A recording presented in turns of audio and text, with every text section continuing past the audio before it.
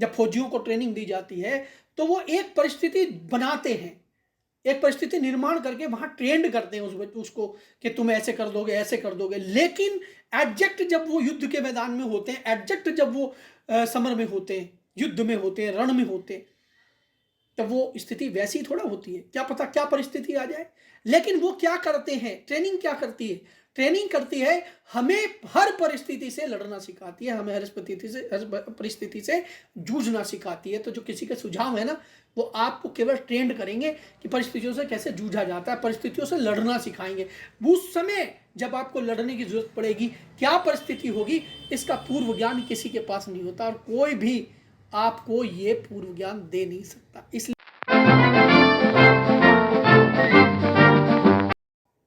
नमस्कार मित्रों, सवाल जवाब के इस नई कड़ी में आपका स्वागत है। मैं हूं योगेश समदर्शी। प्रश्न आया है कि जीवन से निराश हूं, किसी भी काम में मन नहीं लगता। ठीक है, प्रश्न ये ऐसा है जिसमें एक प्रति प्रश्न करना आवश्यक है, और वो प्रश्न ये है कि निराशा का कारण क्या है। निराशा का कारण सामाजिक हो सकता है, आपका बौद्धिक हो सकता है, आपका शारीरिक हो सकता है, सामाजिक हो सकता है, आपके रिश्ते संबंध हो सकते हैं। ये सारी चीजें मिलाकर व्यक्ति को निराश करती हैं। आप जीवन में कुछ पाना चाहते हैं, जब आपका इच्छित फल आपको नहीं प्राप्त होता तो निराशा जागृत होती है। जैसे आप करना चाहते हैं वैसे नहीं कर पाते तो एक उलझन मन में आती है, एक उकताहट मन में आती है, और यहीं से आपकी निराशा का प्रारंभ होता है। अब प्रश्न यह है कि आपका किसी काम में मन नहीं लगता तो काम क्या करना चाहते हैं, आप किस काम में मन लगाना चाहते हैं। हर व्यक्ति के कुछ ना कुछ रुचि के विषय होते हैं, हर व्यक्ति के, चाहे वो किसी भी अवस्था का व्यक्ति हो। यह रुचि जो है ये कई बार आपके सराउंडिंग्स से, आप जिस स्थान पर रहते हैं, आप जिन लोगों के साथ रहते हैं, ये रुचियां वहां से विकसित होती हैं, वहां से आती हैं। मसलन आप एक ऐसे गांव में रहते हैं जहां सभी पहलवान हैं, तो निश्चित रूप से वहां 80% बच्चे जो है वो पहलवानी की तरफ अग्रसर हो जाते हैं, वो बचपन से ही पहलवानी करने लगते हैं। किसी गांव के बच्चे बहुत ज़्यादा युवा जो है वहाँ के, वो फौज में जाने के लिए रुचिगत होते हैं, तो वो सुबह भाग दौड़ करते हैं। ऐसा ही 80% बच्चों का रवैया वैसा ही हो जाता है। यदि आपके सभी रिश्तेदार किसी अच्छे इंजीनियर या इस तरह के पदों पर हैं तो आपका एक रुझान ऐसा बन जाता है कि आप भी वो करें, और इसमें यदि कोई व्यक्ति फेल होता है तो उसे निराशा होती है। या कई बार सामाजिक स्तर ठीक है, काम भी ठीक है, सब कुछ ठीक है, लेकिन रिश्ते आपके ठीक नहीं चल रहे हैं। पति पत्नी में झगड़े हैं, परिवार में और वैमनस्य है, किसी से आपकी बनती नहीं है, किसी भी परिवार में आपका आपके मन मस्तिष्क की बात का स्तर नहीं जम पा रहा है, आपकी बात वहां जम नहीं पा रही, या कुछ आप पहले से बहुत कुछ पा गए थे और वो एकदम से छूट गया है, और आज आप एक ऐसे निराशा में हैं, या आपका बहुत बढ़िया चलता चलाया काम खत्म हो गया है, या कोई व्यक्ति आपसे बिछुड़ गया है, या कोई व्यक्ति मृत्यु हो गई है किसी आपके बिल्कुल करीबी की। इन सब कारणों से व्यक्ति कई बार निराशा के गहरे कुएं में चला जाता है। उसको ऐसा लगने लगता है कि मेरा जीवन किस काम का। कई बार पद छिन जाते हैं, ऐश्वर्य छिन जाता है, कई बार जीवन में ऐसी ऐसी घटनाएं हो जाती हैं जो पाना चाहता है वो व्यक्ति उस चीज को नहीं पा पाता, तो निराशा जागृत होती है, निराशा आती है। लेकिन ये कोई एक्सक्यूज नहीं है। इस निराशा का आना तो आपके बस में नहीं था। ये निराशा आ रही है, ये आपके बस में नहीं आ रही है, लेकिन इस निराशा में आप फंसे हो, ये आपका दोष है, ये आपकी गलती है। आप इस निराशा में फंसते क्यों हैं? जैसे समझिए सूरज है, सूरज की गर्मी आज बहुत तेज है, तो बचाव के लिए कहीं ना कोई पेड़, कोई ना कोई छाया, कोई ना कोई पर्वत की छांव, या कहीं ना कहीं किसी परछाई, किसी बड़े बिंब की परछाई में भी जाके व्यक्ति अपनी उस बहुत तेज पड़ रही प्राकृतिक धूप से या प्राकृतिक आपदा से बचा जा सकता है। ये जीव की प्रेरणा है, ये जीवन की प्रेरणा है।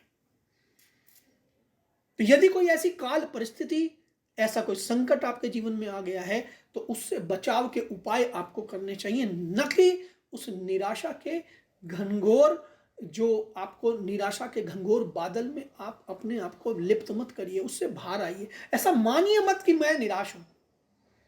बेशक आपको निराशा आएगी, बेशक आप उस स्थिति में आएंगे, लेकिन वहां से बचने के रास्ते बनाइए। बचा कैसे जाता है? मान लीजिए कहीं घोर बारिश हो रही है, कहीं बाढ़ आ गई है। आपने कई बार ऐसे दृश्य देखे होंगे कि कहीं बहुत बड़ी बाढ़ आई है, जीवन वहां पर बह गए हैं, लेकिन उसमें कोई ना कोई जीवट वाला व्यक्ति, कोई ना कोई जिजीविसा वाला व्यक्ति, या कोई ना कोई जीव, उसमें कोई जंतु भी हो सकता है, पशु भी हो सकता है, पक्षी भी हो सकता है, अपने जीवन को बचाने की जिजीविसा में लगा रहता है। बाढ़ में सब बहा जा रहा है, एक छोटा सा टापू दिखाई दिया, जीवन वहां जाकर अपने आप को सुरक्षित करने की कोशिश करता है। यह निराशा से आशा में जाने का बहुत बड़ा दृश्य मैं आपसे डिस्कशन कर रहा हूं। आप जिस भी परिस्थिति में हो, उस परिस्थिति को बदला जा सकता है। वो परिस्थिति नियत नहीं है, वो परिस्थिति एक जैसी नहीं है, उस परिस्थिति को बदलना ही है। वो कुछ समय के लिए आई है, वो कुछ समय की स्थितियां हैं। आपकी मन स्थिति, आपके रिश्ते, आपके नाते, सब कुछ समय के लिए आपको दुखी करते हैं। आप उन परिस्थितियों में कैसे रहते हैं, कैसे जीना है, यदि ये आप सीख जाएं तो ये कोई बड़ी बात नहीं है। निराशा से बाहर आने के लिए, आशा में जाने के लिए और अपनी जीवन को समझने के लिए कुछ एक बिंदु में आपके सामने रख रहा हूं, आप उस पर ध्यान दे सकते हैं। मैंने खुद निजी में जीवन में पिछले 5 वर्ष से एक बहुत घोर निराशा, जीवन की मतलब मृत्यु के करीब जाकर मैं वापस आया, तब मैं इतनी बात कह पाने की हिम्मत कर रहा हूं। सबसे पहला जो टिप्स मैं देना चाहता हूं, सबसे पहला जो सुझाव देना चाहता हूं, वो ये है कि जिस माहौल से या जिन लोगों से आप निराश हो रहे हैं, जिन लोगों के कारण आपका निराशा इतनी ज्यादा बढ़ रही है, आप अवसाद में आ रहे हैं, सबसे पहले आप अपने आप को उन लोगों से दूर कर लीजिए। चाहे वो कोई भी हो, चाहे वो कितने ही घनिष्ठ आपके हो, उनसे अपने आप को कुछ दिन के लिए दूर कर लीजिए।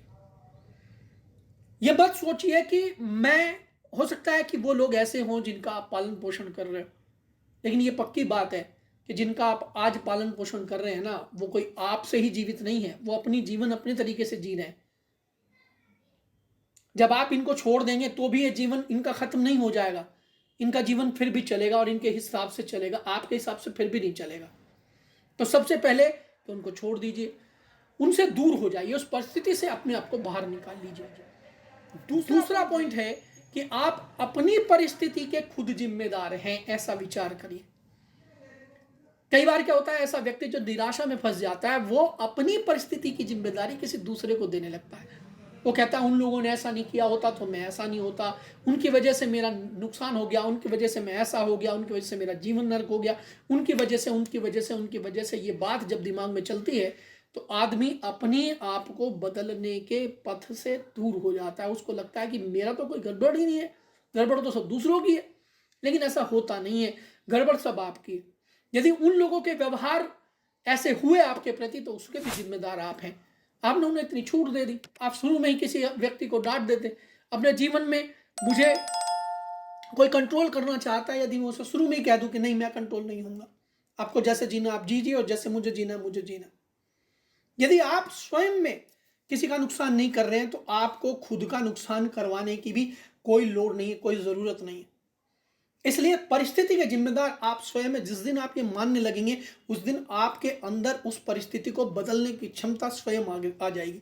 आप उस परिस्थिति को चुटकी में बदल देंगे। इसलिए सबसे पहले जो मैंने बताया कि परिस्थिति का जिम्मेदार आप स्वयं को मानिए, और जब स्वयं को जिम्मेदार मानेंगे तो फिर उस परिस्थिति से, उस स्थिति को बदलने की आप ऊर्जा अपने अंदर महसूस कर सकेंगे।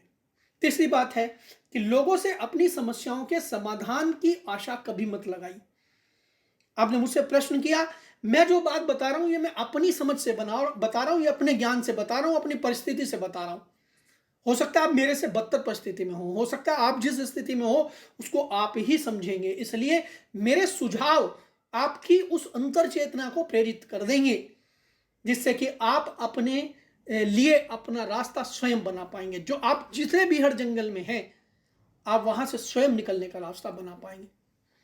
जब फौजियों को ट्रेनिंग दी जाती है तो वो एक परिस्थिति बनाते हैं, एक परिस्थिति निर्माण करके वहां ट्रेंड करते हैं उसको कि तुम ऐसे कर दोगे, ऐसे कर दोगे। लेकिन एग्जैक्ट जब वो युद्ध के मैदान में होते हैं, एग्जैक्ट जब वो समर में होते हैं, युद्ध में होते हैं, रण में होते हैं, तब वो स्थिति वैसी थोड़ा होती है, क्या पता क्या परिस्थिति आ जाए। लेकिन वो क्या करते हैं, ट्रेनिंग क्या करती है, ट्रेनिंग करती है हमें हर परिस्थिति से लड़ना सिखाती है, हमें हर परिस्थिति से जूझना सिखाती है। तो जो किसी के सुझाव है ना, वो आपको केवल ट्रेंड करेंगे कि परिस्थितियों से कैसे जूझा जाता है, परिस्थितियों से लड़ना सिखाएंगे। उस समय जब आपको लड़ने की जरूरत पड़ेगी, क्या परिस्थिति होगी, इसका पूर्व ज्ञान किसी के पास नहीं होता, और कोई भी आपको ये पूर्व ज्ञान दे नहीं सकता। इसलिए दूसरों के सुझावों पर शब्द से गौर मत करिए और शब्द से उनका पालन मत करिए। चौथी बात यह है कि खुद पर भरोसा रखिए और पक्का भरोसा रखिए। मैं जिस भी परिस्थिति में हूं इससे बाहर आ जाऊंगा, ऐसी परिस्थिति, ऐसा विश्वास, ऐसा दृढ़ संकल्प यदि आप में है तो आप मौत को भी मात दे देंगे। इसलिए निराशा से लड़ने का सबसे बड़ा तरीका या निराशा से लड़ने का सबसे बड़ा सूत्र आत्मविश्वास है।